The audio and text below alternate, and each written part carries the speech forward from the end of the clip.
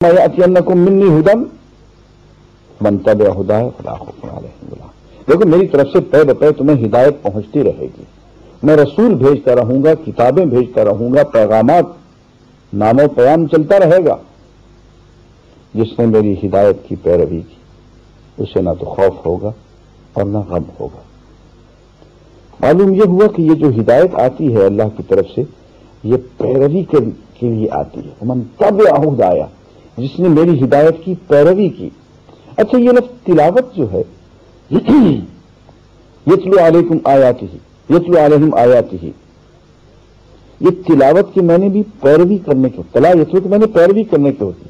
تلاوت الکتاب کا لفظی ترجمہ انگریزی میں ہوگا ٹو فالو دی بک، کتاب کی پیروی کرنا۔ یہاں ان لوگوں کی غلط فہمی بھی معلوم ہوگی جو یہ سمجھتے ہیں کہ تلاوت کا مطلب ہوتا ہے بغیر سمجھے پڑھتے چلے جانا۔